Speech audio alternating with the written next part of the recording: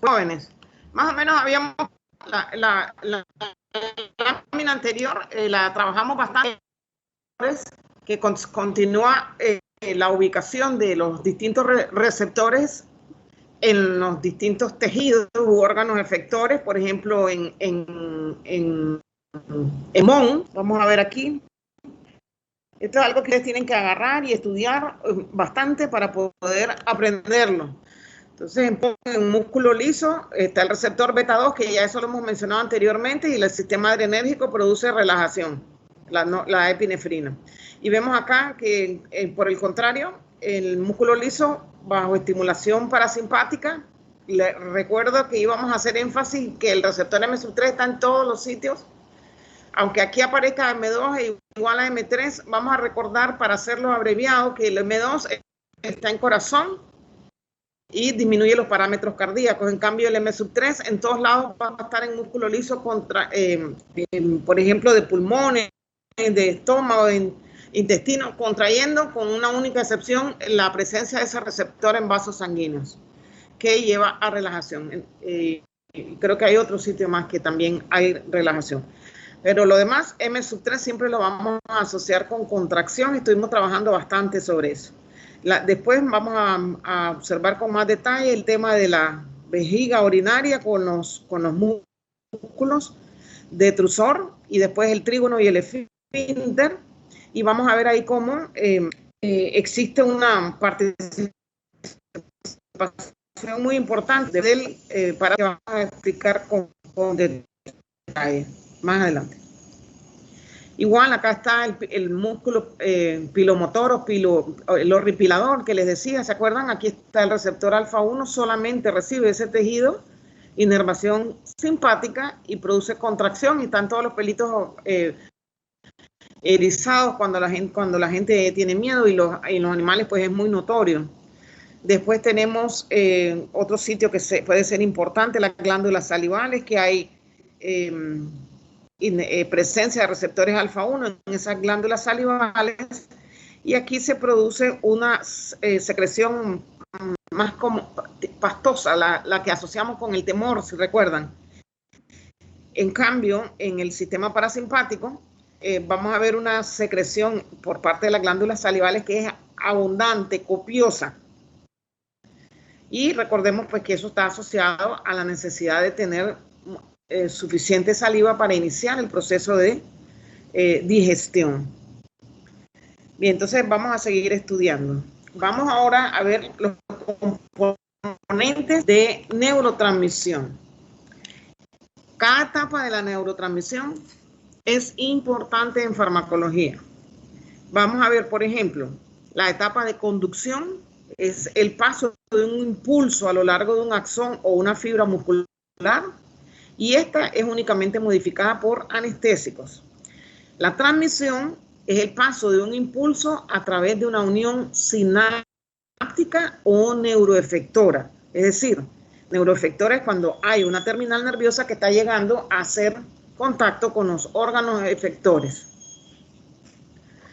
En transmisión, la llegada del potencial de acción a terminales inicia una serie de sucesos que van a desencadenar la transmisión de impulsos que pueden ser excitatorios o inhibitorios, dependiendo del neurotransmisor liberado, en la unión sináptica, es decir, donde hay contacto de tejido nervioso, no contacto, o sea, están llegando a un espacio donde a un lado está una fibra nerviosa y al otro lado también está otra fibra nerviosa. Ese espacio se le llama sinapsis.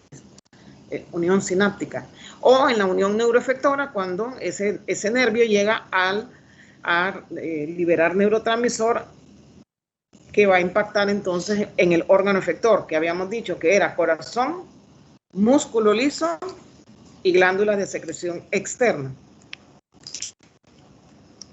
Va a pasar lo mismo que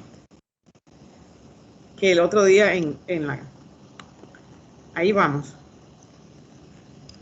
Se están enlenteciendo yo creo que es la internet. Puede ser.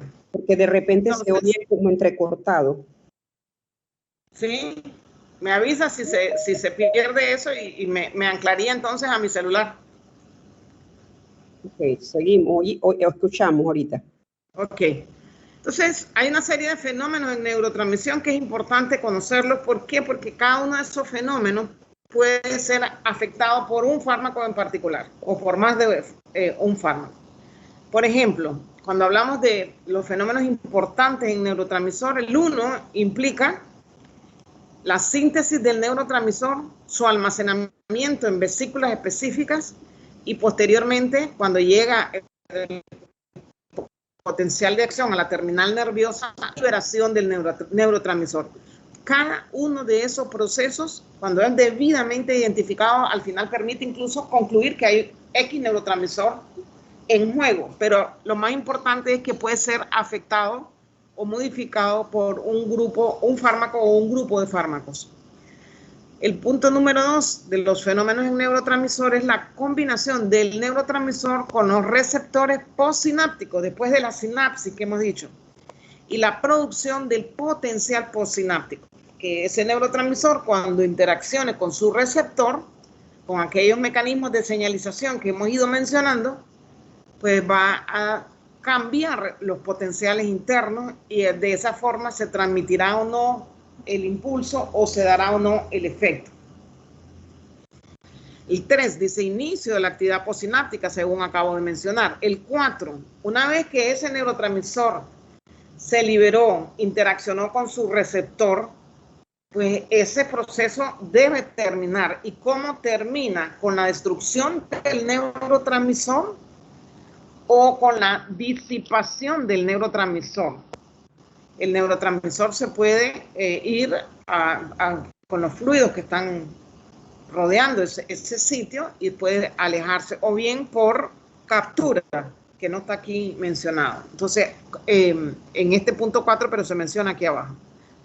Entonces, acetilcolina, por ejemplo, dentro de este mismo número 4, su acción termina porque existe una enzima específica que la hidroliza.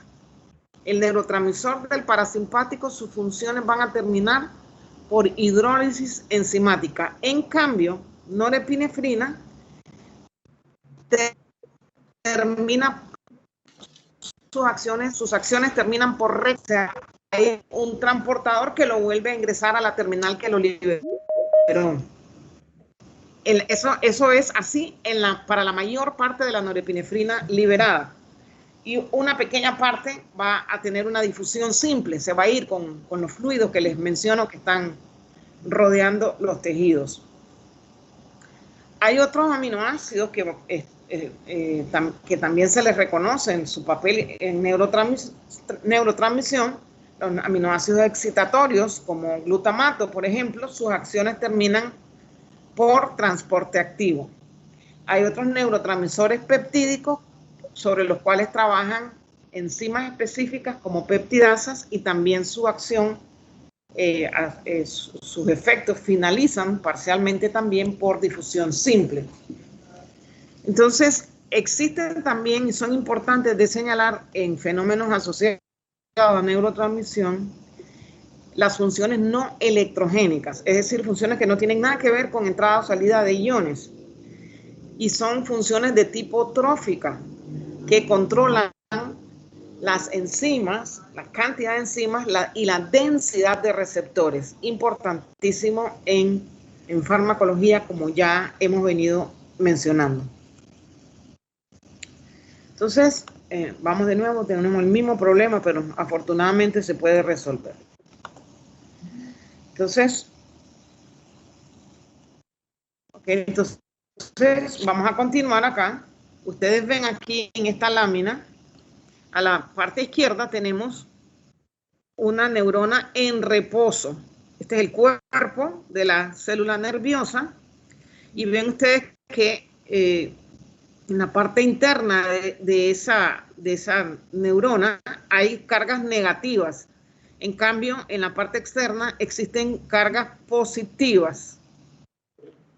Entonces, importante, aquí va a haber un umbral, va a haber a ambos lados, va a haber iones de sodio y potasio, y vamos a ver cómo hay un movimiento del impulso a lo largo del axón que tiene como ese movimiento, observen que cuando se produce esa despolarización ingresan cargas positivas a la parte interna y eso se va moviendo a lo largo del axón.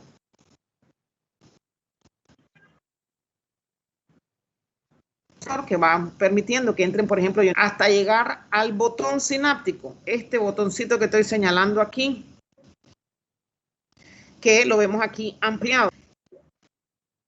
Ese botón sináptico contiene cientos de vesículas que almacenan, lo ven los puntos internos, almacenan a su vez cientos de moléculas del neurotransmisor.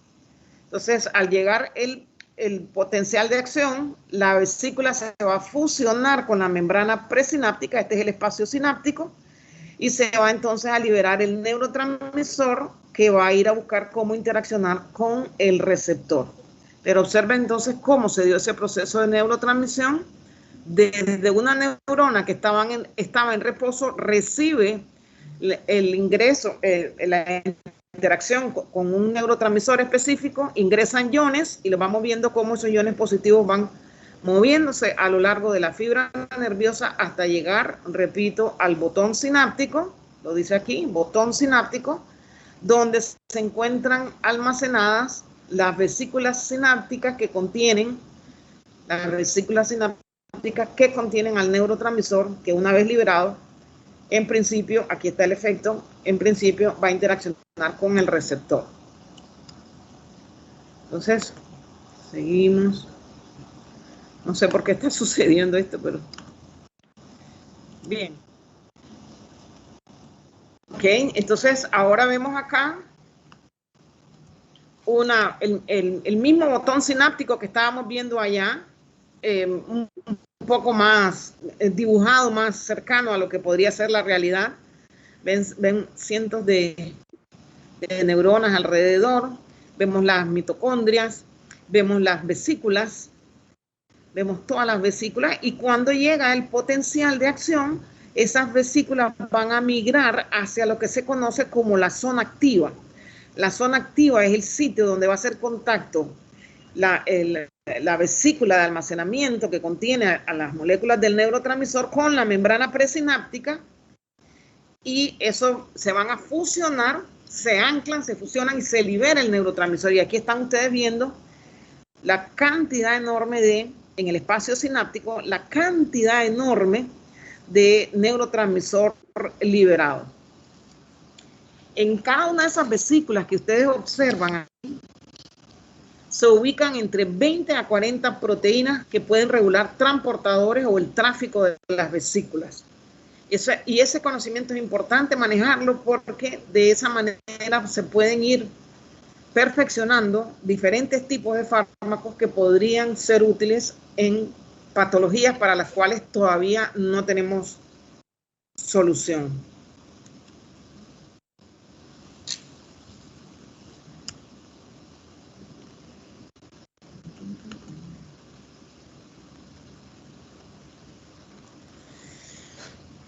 Okay. Éxito, pasó sin que tuviéramos que salir. Ok, entonces ahora un poquito más de detalle, porque esto ya les digo, ya esto se conoce con mucho detalle, se conocen los distintos sitios donde puede trabajar determinadas sustancias o fármacos, y asimismo se va perfeccionando la llegada de medicamentos al mercado. Observen acá que tenemos dos terminales nerviosas con su debido botón sináptico, con las vesículas de almacenamiento. Tenemos una aquí, la que estoy señalando, y tenemos otra acá. Esto está haciendo contacto a su vez con otro tejido nervioso. Por ejemplo, puede ser un ganglio o cualquier otra fibra nerviosa. Observen entonces que para fines prácticos, esta terminal nerviosa va a representar lo que sucede cuando se produce un impulso excitatorio. En cambio, esta inferior va a representar lo que sucede cuando tiene lugar un impulso inhibitorio. Además, vamos a conocer un poquito más de detalles de cuando esa vesícula se ancla con la membrana sináptica, qué está sucediendo ahí, cuáles son las proteínas que funcionan ahí y algunos detalles de los canales que están aquí, los canales de voltaje dependiente, y aquí está la clave de quién es quién. Por ejemplo, esta estructura amarilla que la vemos aquí, está aquí, por ejemplo, está aquí, son canales de calcio dependientes de voltaje. En cambio, estos en color lila, lo vemos aquí, son receptores que son canales iónicos, ¿verdad? Y que son canales iónicos y que son operados por un ligando. Aquí lo ven, ¿verdad? Entonces, y después estas vesículas, esta es la clave para saber cuál es la vesícula. Por ejemplo, en esta que les dije que nos va a representar el impulso excitatorio, el neurotransmisor es verde, en cambio el inhibitorio, el neurotransmisor que se representa ahí, o la vesícula que se representa ahí, perdón, es rojo. Entonces observemos, cuando tenemos el impulso excitatorio, observen cómo ingresan a esa terminal iones como sodio o calcio y sale el ion de potasio. Esta entrada masiva de iones de calcio y potasio positiva, ¿verdad?, hace que lleguen a la terminal, a la zona activa, cientos de vesículas, y se produce entonces la liberación del neurotransmisor correspondiente que está permitiendo el ingreso de iones de sodio a esta siguiente tejido. Entonces observen cómo en la parte superior aparece el potencial de membrana. Entonces se produce un potencial de acción, además se produce un potencial postsináptico excitatorio que tiene lugar acá después de la interacción con el receptor, y vemos entonces cómo ese potencial de acción se mantiene, de manera que la actividad que esté controlada por este tejido va a mantenerse, va a seguir funcionando, se va a aumentar. En cambio, cuando tenemos que se impide, por ejemplo, el ingreso de iones de sodio o de calcio, y además se da salida de iones de potasio, tenemos entonces que se produce un potencial postsináptico inhibitorio, porque lo que va a predominar van a ser cargas negativas. Observen también cómo aquí de este sitio postsináptico está saliendo potasio, dejando esa terminal negativa. Entonces teníamos un potencial de acción, se produce un potencial postsináptico inhibitorio con la salida de esos iones de potasio y la entrada de cloruro, y por lo tanto no hay efecto. O se disminuye. Entonces, la entrada o salida del ion correspondiente determinará que se produzca el potencial de acción o no. Observen, en la parte superior teníamos entrada de sodio y de calcio. En la parte inferior tenemos salida de iones de potasio que se llevan su carga negativa, y puede haber también ingreso de iones cloruro que introducen al tejido cargas negativas. Entonces observen que mencionamos acá un potencial postsináptico excitatorio, y acá a la derecha les decimos que se genera por sodio o por calcio, pero principalmente por sodio. En cambio, el potencial postsináptico inhibitorio se genera por cloruro, o por entrada de cloruro o salida de potasio, pero más por cloruro. Eso hay que recordarlo. Y después tenemos que existen más de una proteína de vesícula. Por ejemplo, la sinaptobrevina que ustedes ven acá arriba en verde, que corresponde a esta, parece un gusanito, pues a esta es la sinaptobrevina. Esa es una proteína de vesícula o VAMP, conocida así. Y después tenemos a la proteína de membrana, que está aquí, la SNAP25 en negro, que es la proteína sintaxina. Estas dos proteínas, la sinaptobrevina y la sintaxina, son las responsables de que se pueda producir el ensamblaje y fusión entre la vesícula sináptica y la membrana.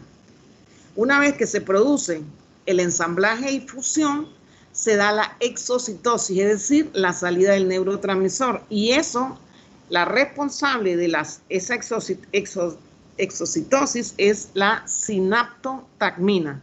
Esa información hay que recordarla porque es importante, como vamos a ver.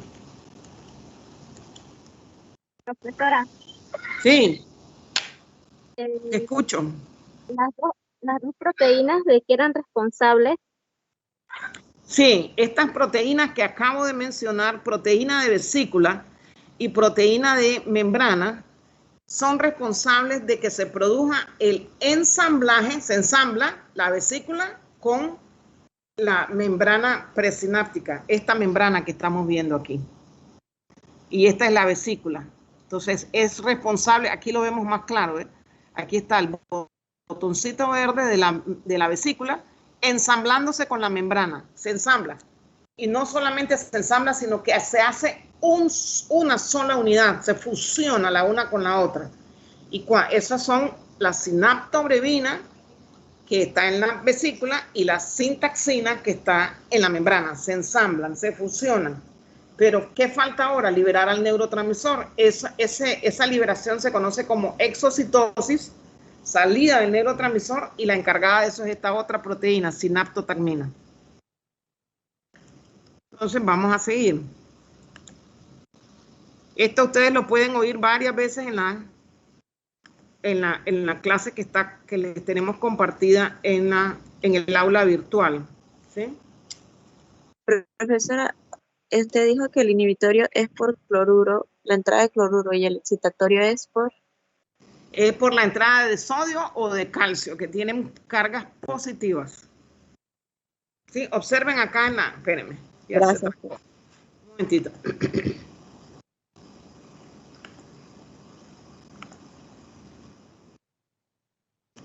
Miren. Ven acá el potencial de membrana a la izquierda, esto está negativo, y para que se produzca ese potencial de acción, pues tiene que haber cargas positivas que estén ingresando, y lo vemos aquí en el potencial posináptico excitatorio. De negativo pasa a más positivo, y mientras más iones estén ingresando, se logra entonces mantener ese potencial de acción. En cambio, cuando el potencial posináptico es inhibitorio, con la entrada de iones cloruro con carga negativa, o que de la célula salga potasio y se lleva su carga positiva, ese potencial se hace más negativo y no se da el potencial de acción. Recordar las cargas positivas o negativas, o cuál es el movimiento de esos iones. Siempre que a un tejido ingrese sodio o calcio, van a entrar cargas positivas y los parámetros se van a ver favorecidos. Cuando ingresa ion cloruro, que tiene su carga, es negativa, o de las células salen iones de potasio, llevándose su carga positiva, vamos a ver cómo los efectos que estamos buscando no se van a producir o se van a atenuar. Entonces ahora las bases moleculares de la exocitosis, lo que estábamos hablando hace un momento, el ensamblaje y la fusión, con un poco más de detalle. Porque esto es importante porque ya hay fármacos que están trabajando para este fin. Vamos a ponerlo acá. Esto está con más detalle en el Goodman y Gilman, y aquí nosotros pues lo hemos ido fraccionando. Pongan atención en la lámina. Está el dibujo, pero también está el escrito. Observen el primer dibujo. Aquí está la vesícula. Y dentro de la vesícula le ponen T de transmisor. Aquí está la membrana neuronal. Y aquí está el espacio sináptico.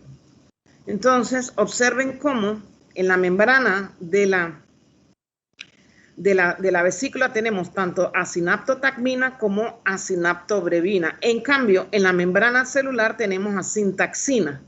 Entonces, habíamos dicho que tanto la sinaptobrevina como la sintaxina permitían el ensamblaje, ¿se acuerdan?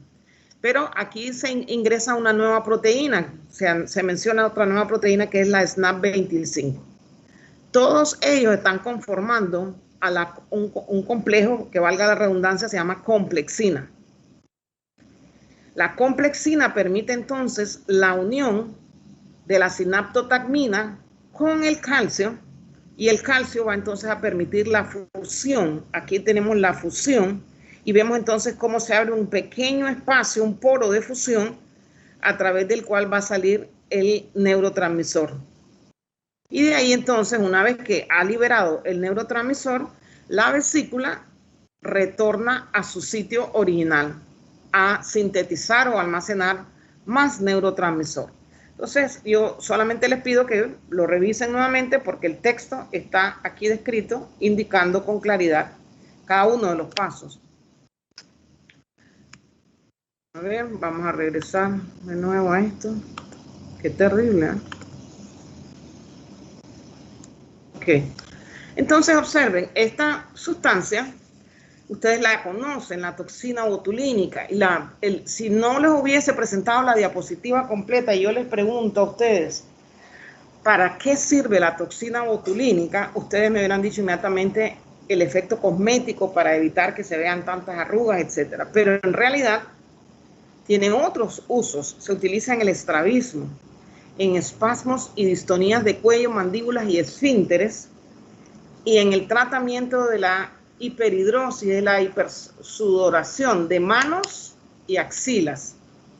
Entonces observe que los fragmentos activos de la toxina botulínica son endopeptidasas que rompen a la sinaptobrevina.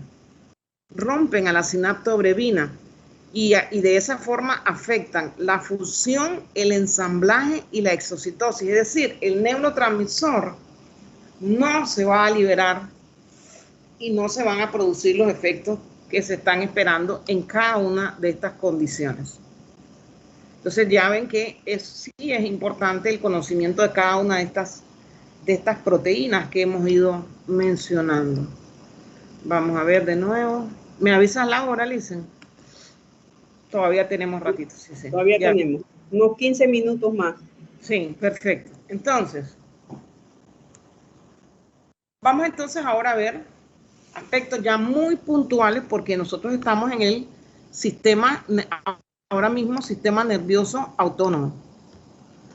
Y habíamos hablado ya de el sistema parasimpático o cráneo sacral y el sistema simpático o toracolumbar. Bueno, ahora vamos a ver los pasos correspondientes a la neurotransmisión del neurotransmisor parasimpático, acetilcolina. Es decir, vamos a ver los pasos de síntesis, almacenamiento y liberación y cuáles son los receptores con los cuales actúa acetilcolina. Observen, este es un botón sináptico, aquí lo ven, todo eso es la membrana presináptica. Aquí tienen el espacio sináptico y acá tienen sobre la membrana del siguiente tejido receptores nicotínicos que pueden ser N o N(M), que son canales iónicos que permiten el ingreso de sodio, ¿se acuerdan? Principalmente. Y tenemos acá un receptor que es una proteína G, que es el receptor muscarínico de acetilcolina, que hay varios subtipos, desde M1 hasta M5. Esta es la membrana de la célula efectora. Veamos entonces. Observen cómo se inicia la síntesis de acetilcolina. Para que se inicie la síntesis de acetilcolina, a la terminal debe ingresar colina. Ustedes ven cómo ingresa colina utilizando un transportador que puede ser inhibido por un fármaco de investigación que se llama hemicolinio. Una vez que ingresa la colina a la terminal, busca a la coenzima A y en presencia de la colinoacetiltransferasa se produce en un solo paso sintético al neurotransmisor, acetilcolina. Acetilcolina entonces va a ingresar a la vesícula, ustedes la observan, y sobre la pared de la vesícula están dibujadas las distintas proteínas de vesícula que ya habíamos mencionado. Y esto es el transportador de vesícula de acetilcolina, que también puede ser inhibido por otro fármaco de investigación, besamicol, que se quedaron en fármacos de investigación porque no fueron pasando las distintas pruebas que mencionábamos en una de las clases pasadas, pero que se mantienen para poder investigar otros fármacos que afecten este sistema. Entonces, una vez que ese neurotransmisor es sintetizado y llega el potencial de acción que va a producir el movimiento de esas vesículas. Aquí para simplificar esto se ha puesto nada más una, ¿verdad? Pero recuerden que hay múltiples vesículas, se van a mover hacia la zona activa, ahí lo ven. Y entonces va a haber ese ensamblaje, la fusión y la exocitosis. Ven cómo se está llegando acá a la membrana y cada una de estas proteínas está produciendo el efecto que corresponde. Ya lo ven, ahí están las otras proteínas de membrana, la SNAP25, la sintaxina. Se produce entonces ensamblaje, fusión y la exocitosis es la salida del neurotransmisor. En este caso, el neurotransmisor, repetimos, es acetilcolina. Observen cómo está aquí la toxina botulínica y ya sabemos pues que está inhibiendo a una de las proteínas de la vesícula. Observen entonces que ahora ese neurotransmisor que está disponible en el espacio sináptico puede llevar varias rutas. La ruta que no puede dejar, o sea, todas son importantes, pero evidentemente fue liberado para interaccionar con sus receptores. Pero el efecto no puede ser para siempre. Entonces, ese neurotransmisor sus efectos deben de terminar. En el caso de acetilcolina, sus efectos terminan por la acción de esta enzima que está aquí, que se llama acetilcolinesterasa, que cuando actúa sobre la molécula de acetilcolina, la descompone en colina y en acetato. El acetato sigue circulando por todos los líquidos que están ahí y la colina ya sabemos que se captura a la terminal. Observe que la acetilcolina, antes de ser destruida por acetilcolinesterasa, además de actuar sobre los receptores postsinápticos, también puede actuar sobre receptores presinápticos, que también son muscarínicos, ahí lo ven, es de los acoplados a proteína G, y aquí está el receptor nicotínico, que es un canal iónico. Entonces observen cómo existen algunos fármacos, ya he ido mencionando algunas sustancias, y aquí hay un fármaco muy importante, un grupo de fármacos muy importantes que trabajan aquí, que son los inhibidores de la enzima acetilcolinesterasa, que van a aumentar la duración de acción de acetilcolina sobre los respectivos receptores. Observen ahora también acá en los círculos o recuadros que les tengo acá a la derecha, cada vesícula, cada una de esas vesículas puede almacenar, imagínense la cantidad de neurotransmisor, entre 1000 a 50.000 moléculas de acetilcolina que van a ir a producir salivación, que van a controlar la frecuencia cardíaca. 1000 a 50.000 por vesícula. También se utiliza esta palabra cuanta, cuando ustedes vean cuantas, es igual a decir una vesícula. Después tenemos cotransmisores que se almacenan en la vesícula con acetilcolina, entre ellos está el ATP, está el peptidointestinal vasoactivo, están enzimas como la sodio-potasio ATPasa, calmodulina, proteína quinasa. Cuando esa vesícula se ensambla, se fusiona y se produce la exocitosis, todas esas otras sustancias también se liberan ahí. Y finalmente, pues resaltar el detalle de que el efecto de acetilcolina termina por destrucción enzimática con algunos inhibidores, como se menciona aquí, con inhibidores de la enzima colinesterasa. Entonces, inhibidores de esa enzima, por ejemplo, fisostigmina, por ejemplo, ribastigmina y otros.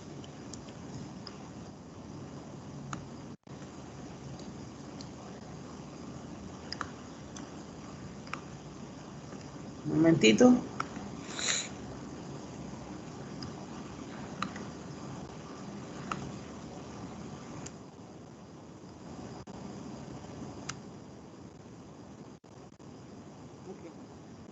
Entonces, continuamos con acetilcolina. Va a haber auto y heteroreceptores que controlan la liberación de acetilcolina. Ustedes veían acá sobre la terminal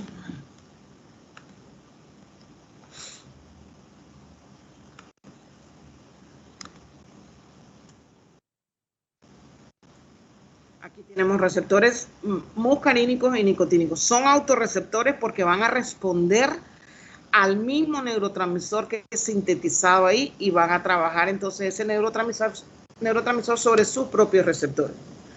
Por esa razón se denominan autorreceptores, porque están ubicados sobre la misma terminal nerviosa dentro de la cual se sintetiza ese neurotransmisor. Entonces, los receptores muscarínicos que se encuentran a nivel presináptico son el M2 y el M4, que inhiben la liberación de acetilcolina.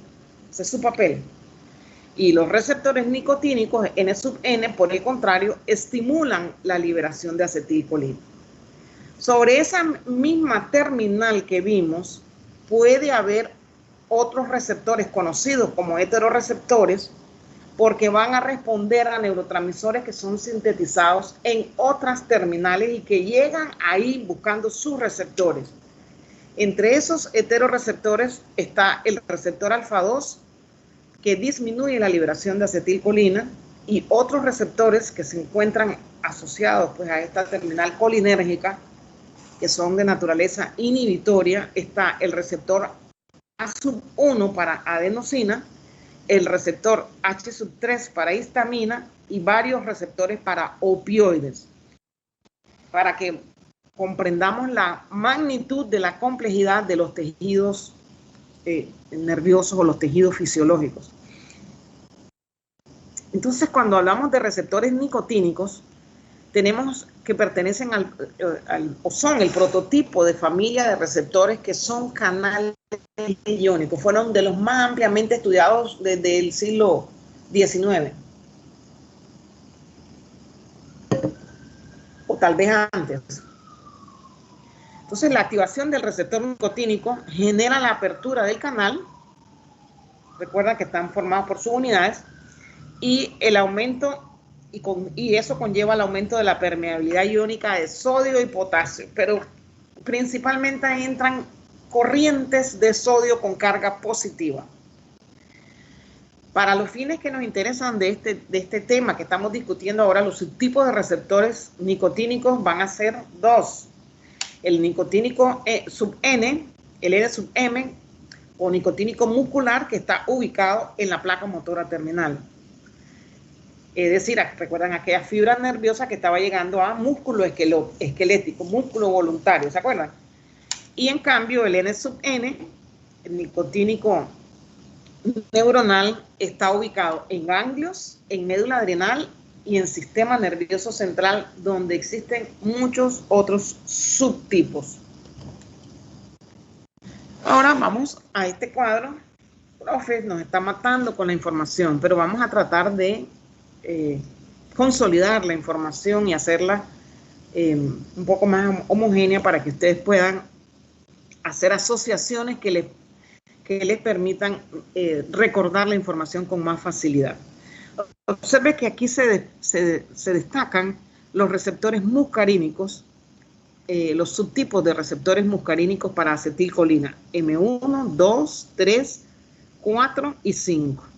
Y el mismo esquema les ayuda a facilitar alguna información. Observen que el M2 y el M4, que están en un color un poco más intenso que las otras tres franjas, van a estar acoplados a proteínas G sub I, G sub 0. Ya la ven, los dos, G sub I, G sub 0, y producen inhibición de adenilil ciclasa, disminución de AMP cíclico, y activan las corrientes rectificadoras de potasio. Los dos. Es decir, ¿qué van a hacer estos receptores cuando usted vea presencia de esos receptores M2 o M4? Inhibir el parámetro al cual esté asociado. ¿Dónde lo vamos a encontrar ampliamente distribuido y que nos interesa mucho? Por ejemplo, el receptor M2 predomina en corazón. ¿Se acuerdan que yo les dije, quiero que recuerden a ese receptor en corazón, Y ese es el sitio que más vamos a estudiar para el receptor M sub 2, aunque veamos otros sitios. El receptor M sub 2 en corazón disminuye, observen que lo único que vemos son flechitas hacia abajo, disminuye todos los parámetros cardíacos. la automaticidad del nodo seno auricular, la conducción auriculoventricular, todos los parámetros cardíacos se van a ver disminuidos y eso tiene lógica por el mecanismo que estamos observando, el mecanismo de señalización acoplado a una proteína G sub I, G sub 0, que inhibe adenilil ciclasa, inhibe AMP cíclico y activa esas corrientes rectificadoras de potasio, dejando la célula con carga electronegativa. ¿Dónde es importante desde el punto de vista de enfermedad, de patología? Este receptor tiene importancia en la enfermedad de Alzheimer, en la disfunción cognitiva y en dolor. Veamos el M4, el mismo mecanismo, no tengo que, simplemente pienso M2, M4, mismo mecanismo de acción. ¿Qué papel es importante para este receptor M4? Es un autorreceptor, y es heteroreceptor cuando lo encontramos, por ejemplo, en neuronas adrenérgicas, que media la inhibición del neurotransmisor. Cada vez que usted ve ese receptor M4, está mediando la inhibición del neurotransmisor. Igual lo hace el M2, lo mismo, media la inhibición de la liberación del neurotransmisor, que ya lo vimos en el esquema. ¿Dónde es importante la presencia de este receptor en términos de enfermedad, de patologías? En la enfermedad de Parkinson, en esquizofrenia y en dolor neuropático. Entonces yo puedo pensar que habrá fármacos que se estarán estudiando para para tratar de manejar a estos receptores. Vamos a ver ahora los receptores. ¿Qué tienen en común los receptores M1, M3, M5, que están en columnas con un color más pálido? Observe la proteína G a la cual están asociados. GQ11, todos. GQ11, GQ11. ¿Qué hacen? Activan a la fosfolipasa C, la vía de fosfolipasa C, IP3, calcio y proteína quinasa. Los dos hacen lo mismo. ¿Qué va a suceder? Que van a despolarizar, van a producir excitación, van a mejorar el parámetro al cual estén asociados. Entonces, ese es el mecanismo compartido por estos tres receptores y que es completamente diferente al de M2 y M4. 3 minutos faltan. Sí. ¿Detenemos ahí ya? ¿O termino aquí? O detengamos, nada más que acordarse dónde quedamos. Perfecto. Sí, dime qué número es la diapositiva para registrarlo. Ya te digo, dame un segundo, por favor. Yo Sí, lo voy a anotar. Sí, es mejor.